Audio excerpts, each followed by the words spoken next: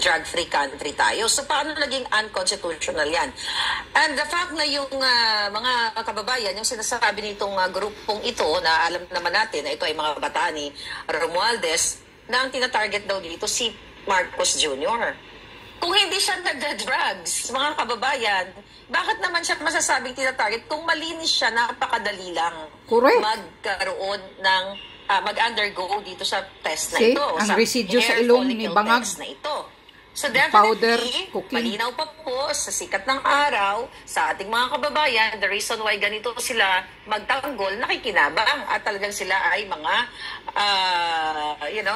nakikinabang at nabubusog ng Speaker of the House. Madali lang ang solusyon.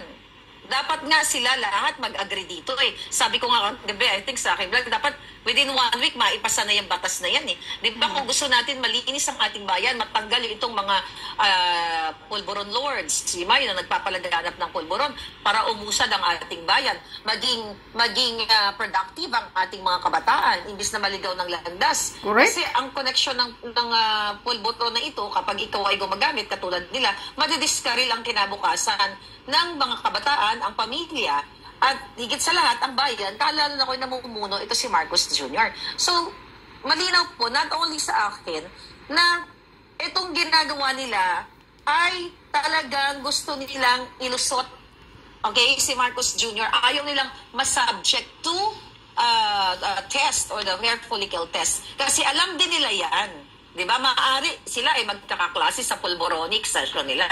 So they all know na si Marcos Jr. ay isang bangag. Kasi mga kababayan, ito na nga po yung 3 pages na hawak ko dito, okay, na authenticated na yung video na siya ay sumisinghot. So kaya yan sa mga dahilan. Alam mo, sabi ko nga mga kababayan, tanga na lang tong mga kongresista na to, or tanga or bayad lang talaga sila. Maharlika, so sa maliwanag, no, sa perspective mo, and I agree with you that itong statement ng Young Goons ay pagdepensa at pagtakip sa isang pangulo na lulong sa droga. Yes, napakaliwanag. Yes. Kasi nga, di ba, ang sabi ni Marcos Jr., iba daw yung kanilang approach sa war on drugs compared to Pangulong Duterte. Ito daw ay bloodless. Itong approach na ito, ipagsulong ng batas na dapat mag-subject to mandatory pulburon or hair follicle test. Di ba? Bloodless yan. Hindi mo kailangan manggurgur. Hindi mo kailangan panuhin ang tao para matigil itong malawak na problema ng ating bansa. Bloodless yan.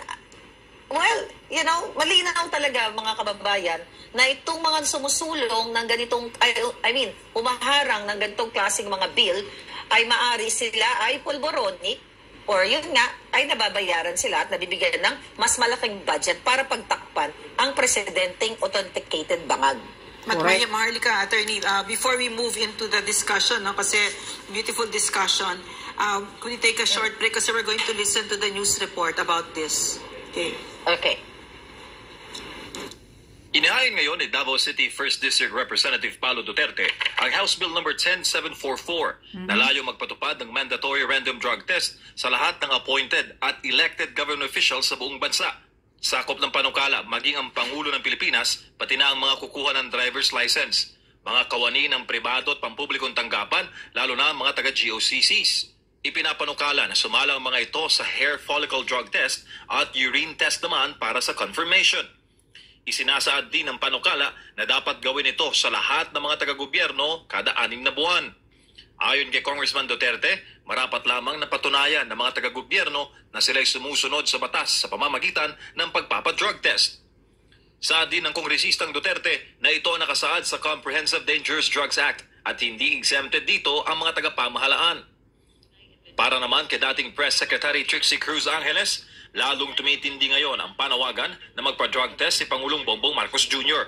Lalo na ngayon at may legislative action na para ipanawagan na sumalang ito sa hair follicle test. Pero yung paggagamit in particular ng mga public officials, Dahil kung sila po ay gumagamit, mayroon silang interest to protect that. Ngayon, alam natin at maliwanag na maliwanag sa ating batas na labag ito sa Dangerous Drugs Act.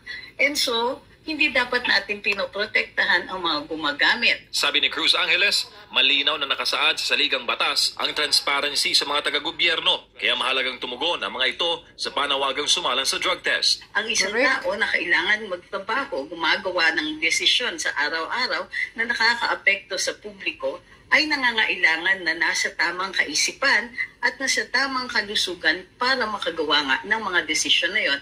At ang mga desisyon ay informed at base sa logic at saka sa available information. Kung pagbabatayan naman ang komento ng netizens, mayoriya sa mga Pilipino ang nananawagang magpa-drug test ang Pangulo.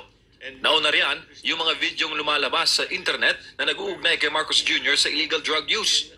Pati na ang paglabas ng witness na si Cathy Binag na nagpapatotoo sa issue ng paggamit umano ng illegal na droga ni Marcos Jr. Hindi natin hinihingi ang random drug testing just for the in order to catch a crime, di ba? Because merong aspeto din yan. But in order for us to determine kung yung kawani ng gobyerno ay maaari pang tumuloy sa kanilang posisyon, gawa nga ng posibilidad na naaapektuhan na ang kanilang utak o ang kanilang kalusugan. Correct. Well, Raymond Puet, naman, they're kay welcome to Tambaluslos. file bills, right, that they deem fit. But as a legislator, I hope lahat naman tayo, as legislators kami dito, alam naman namin yung mga rules na we Talaga? file, not just to file, but the intent is good, and I hope the intent for this is good. There is a Supreme Court case already that deemed unconstitutional a mandatory mandatory drug testing if it's going to be deemed included as one of the qualifications for a candidate kasi yung constitution naman naglalagay nun. But sana po, madepensahan niya to, and maganda po yung intent niya, and to defend this, you have to be able to attend the committee hearing and not pass it on to someone else. So, if this is his bill, we respect it. It will go through the process. Sana lang na mapakita niya bakit niya ginagawa to, and it's not for any vindication of anything. It's not to single out someone because that will be Bubo ka talaga siguro. And sana this applies also sa local government units. Kung binasa mo ba yung because, bill? as our friends in media know, even in Davao City, meron mga 37, I think, that tested positive sa drug test, random drug test sa isang department. So, sana this applies to all, hindi lang mag-single out. Sorry po, idagdag ko lang po na specified kasi doon sa bill na including the president. So, I hope including din lahat ng mga local government at lahat. Again, kung gusto niya ganito yung bill, he has every prerogative to write a bill, pass a bill, file a bill, and go through the committee. And if he deems that fit na tama yung wordings at madedepensa niya yun, sana lang po madepensa niya yun in the committee, in the floor, in front of everyone, and not pass it on to another congressman dahil bill niya po. We will follow the process. We respect his knowledge and his intent in this. Sana lang the intent para sa kabutihan ng taong bayan, because we are legislators to file bills Dami mong for satsat. the betterment of the Filipino people at hindi para mang-asar or mang-single out or use your position to do things na may personal aspect po. So yun, sana po madepensa niya at magpakita po siya dito sa Kongreso. Yun lang po. Regarding the rights to violate, siguro po we won't be able to say right away kung ano po talaga ito. We'd like to really thresh this out in the committee, pero what stands for us, at least sa amin po with the background yung sa batas, what really comes to mind when you talk about drug tests and candidates is it was struck down as unconstitutional sa Supreme Court. As much as the intention may be good and as much as we would like to have this kind of measure, measure to ensure that our public servants are of tip-top shape and of sound mind. Ang maintain po talaga ng Supreme Court ay bawal po ito. Bawal, ha? Yes. Dami-dami sinasabi. No. Number one, they failed to discuss the merits of the bill as to why it should be discussed, whether in the plenary or in the committee. Number two, huwag niyong gamitin ang Constitution to forward your own agenda. Isa lang naman ang in-struck down ng Constitution ng Supreme Court natin doon sa expansion ng qualification ng candidates. And that is, when the Supreme Court, when the Constitution laid down the qualification of candidates, you cannot expand it by adding a drug test. But you know what? Students are covered by random drug test. Yeah. Before you enter government service, magsasubmit ka. Could you the first part, itagalog mo, ano yung sinabi mo yung i-expand lang yung qualifications ng pagkakandidato? Kasi ang qualifications kasi ng candidates ay nasa loob mismo ng Constitution. At may dahilan ng Constitution kung bakit limited lang yan. Halimbawa, mag-i-enforce ka ng qualification na dapat nakapagtapos ka ng 4 na taon na pag-aaral. No? You cannot do that because you are singling out people who could be possible leaders of our country na wala namang formal education. No? So we cannot have property or education as a form of disqualification. So, ang binigyan na qualification ng Constitution sa mga government officials, medyo maliit lang. Yung sa residency requirement nila, able to read and write, mga ganyan lang, no? So, you cannot add to that qualification kasi mayroon ng limitation imposed by the Constitution. Pero, the Constitution does not say that pag na-elect ka na, bawal ka ng random drug test. Okay? The Constitution does not state that sitting congressmen and governor and the president and the vice president are exempted from the conduct of random drug test. In fact, it was the Congress, ang Congress natin mismo ang nagsasabi na lahat ng papasok sa gobyerno ay kailangan magkaroon or mag-submit ng drug test. Yan ay requirement ng civil service. Lahat ng mga military at police dapat yearly kayo magpa-drug test. Lahat ng mag-apply ng baril dapat mag-apply kayo ng drug test. Even students are subject of drug test. Ngayon, the leaders of the land, the president, the vice president, the Congress, and the Senate are exempted. No, government appointees na holding that government appointees are exempted. No, bakit kayo? So I think that what really is striking here is that you are creating a special privilege of public servants na sila mismo ang dapat magkaroon ng drug test. It does not need na may batas na ganyan. Kung alam mo na meron ka moral compass, you do it right there and then. No? Yung mga congressman na yan, no? Yes. Yeah. It's very, very obvious na nagtatanggol nila ang the president. Because if they want to talk about the merits yung finale Duterte, ni Pulong Duterte, they could have talked about the merits, why and why not. Pero tingnan mo, sasabi na mag-attend ka na lang, wag mong ipasa, what kind of justification? So, nag-press con ka pa. Attorney, wait. So, kunyari kandidato ka, nothing will also stop you from having a drug test. Kasi kunyari ako, tatakbo ako, na let's just say, it will never happen, pero just in case, no? Out of delicadeza, sasabihin ko, it's not required by the Constitution na mag-drug test ako, pero pwede akong mag-volunteer na sabihin ko, magpapadrug test ako para sigurado kayo, pag binoto ninyo ako, hindi kayo bumoboto ng drug addict. Pwede yun. Pwede naman yan. Okay. Ang problema lang dyan, ma'am, is yung word na delicadeza. Yeah. Nilang lahat ng tumatakbo may delicadeza. Tingnan mo yung mga young guns natin, no? Yeah. Tatanggol pa niyo. Alam mo, they all look very familiar. I know a lot of them there, ha? Sila Gutierrez, one of them, Pachino Almaria, Nograles, they were the ones who lined up to have the president, former president, raise their arms for their endorsement of their candidacy. No? It's just a side kwento. Like, Maharlika and attorney na nahanap ko na yung, hindi ito statement, pero news report siya, no? Some of the members of the House of Representatives responded, no, that Representative Duterte should show up and defend his proposed bill as they notice he's absent in Congress. Parang it's so petty, di ba? Parang, it's funny when Migs Nograles was talking about not making it personal and not singling out anyone, but in fact she's the one doing it, di ba? But I agree with her. I mean, tama talaga siya na nobody should be singled out. At saka yung intent dito, ay dapat puro dahil gusto mo talaga magsilbi.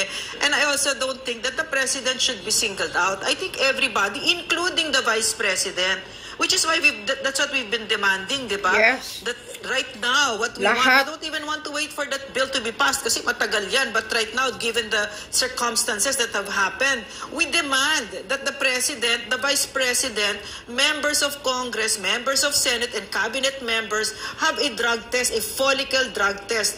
In the light of all of this that's happening in our country now, no, all these revelations by that cocaine video that's been authenticated, Maharlika will talk about it later, at saka yung mga revelations, expose, first-hand accounts ni Cathy Binag that mainstream media is trying to ignore upon orders, obviously, of the powers that are that be, no? So, Maharlika, what do you think? Ano yung nakita mo yon? Yes. Well, gusto ko lang sila i-correct. They are not legislators. They are legistrators. Okay? So, Legistrators. Legistrators. Mga traidor. It's so funny kasi the way, Maharlika, natatawa din ako that, Nograles kept on saying, we're legislators. We're legislators. It's so funny. Ulit-ulit. Yeah, so hindi sila legislators. Kasi kung legislators sila, dapat aligned sa taong bayan, sa kapakanan ng taong bayan yung ginagawa nila. But again, they are legislators. So, number one point ko na sinasabi niyang sinisingle out, sana hindi sinisingle out ang presidente. Siya nga pala ito di ba? Nabasa nila yung bill na sabi na doon, Attorney Marlo, na ang i-undergo lang sa test yung presidente. Yeah. O yung mga appointee ng presidente. Hindi naman. Lahat. LGU, lahat ng appointees at even yung mga elected officials from the LGU up to pataas. Then ang sinasabi niya na ito ay dapat i-depensa ni Congressman Pulong Duterte. Definitely i-depensa na yan. So hinahain pa lang yung bill, 'di ba? So wala pa doon siya sa point na i-defense niya, pero obviously very clear nga na ito ay pagprotekta ng mga young guns na ito o mga legislators. Kasi unang-una, sinasabi nila unconstitutional. Kailan naging unconstitutional? Okay? Ang pagtugis sa mga protektor ng droga na ito. Kasi ang unconstitutional, yung pagsuporta nila sa presidente na hindi lang user, pusher, at protector pa. So, ito yung unconstitutional. So, in a simpleng pagkakaunawa ko bilang isang mamamayang Pilipino, nagising ang diwa sa mga nangyayari, malinaw po na ito nga mga legislators na ito ay pinoprotektahan nila ang presidente para hindi mag-undergo. Anyway, sabi mo nga, Doc Loren, hindi pa naman kaagad magiging batas to kasi definitely harangin nila yan. Ang panawagan ng taong bayan right now, di ba, magpa-hair follicle test siya dahil sa mga circumstantial evidence from Pangulong Duterte, statement during the campaign, although di siya pinangalanan, then si Nikki Cosseteng, then the Agent Morales Pidea leaks, then Cathy Binag, and the authenticated video. So obviously, itong mga legislators na ito, they're not there for the country. They are protectors. They are protectors of the lords, Pulburon lords, pusher, user. So walang sinisingle out dito mga young goons. Nakakahiya kayo sa inyong mga constituents at sa inyong pamilya kung may kahiyan kayo. So walang sinisingle out dito. Lahat nga Di ba? So yun lang ang makomment ko sa mga sinasabi nila, Doc Lorraine and Attorney Marlon. Yes, and they keep saying that they are legislators, no? So probably as a challenge to them as legislators and lawyers at the same time, you have the responsibility to initiate impeachment proceedings. Do you think it is not a betrayal of the Constitution if you found the President guilty of being a drug user during the tenure of his office? Tingnan mo to. You have an authenticated video, direct evidence. You have testimonial evidence first-hand, a first account from Cathy Binag. You have a presidential statement from former President Duterte. You have one from former Senator Nikki Cosseteng. You have the documents, documentary evidence coming from Agent Morales. As a lawyer and as a legislator, you have sufficient evidence to initiate impeachment proceeding in order for the trust and confidence ng mamamayan na bumalik sa gobyernong ito at malaman natin once and for all if we are being ruled by a person who is using cocaine while in office. So yun yung challenge sa kanila, being legislators, trabaho nyo yan. Trabaho nila yan. Alam mo, Attorney Maharlika, mga kababayan, no? Taking that whole picture kasi, the bigger picture, kasi what could be so bad about this bill that they would have some statements against it, and some of it may mga pasaring pa, di ba? But what's so bad about asking our people who are asking for our trust, di ba, yung boto natin, na magpa-test kayo? Kasi alam natin kung anong durugista, alam natin kung anong walang mabuting kahihinatnan at walang mabuting pwedeng gawin ang isang durugista pag siya ay lulong sa droga. Pag nag-rehab siya, of course, gusto natin yan, magre-recovery siya, di ba?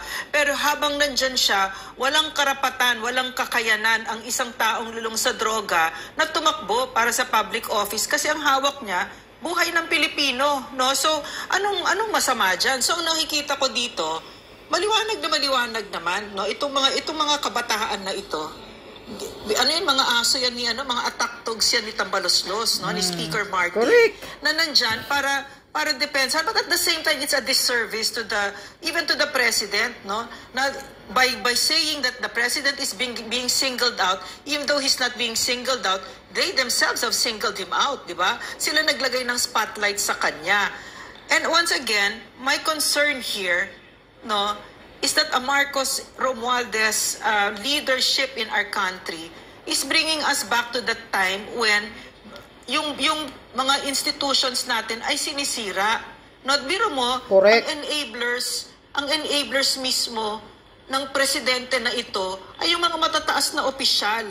Nakakagalit talaga ito, no? So, ganun ba yung tingin niyo sa Pilipino na pwede ninyo kaming ganyanin? Gagamitin nyo ang pera ng taong bayan at haharap ninyo yung mga mukha nyo dyan at magde-defend kayo ng isang pangulo na ngayon ay ang akusasyon ay lulong sa droga, cocaine. At meron pang positive proof, may eyewitness, merong video na authenticated, na kayo mismo, mga opisyal, that you took an oath of office to defend and protect the Filipino people, which means to defend and protect us from a drug addict president na walang gagawing mabuti sa Pilipinas, but there you are defending them, di ba? Exactly. So why are you doing this? And that to me is the bigger issue here. What is Martin Romualdez doing to our House of Representatives? I have never seen a most abysmal, shameful, disgusting House of Representatives.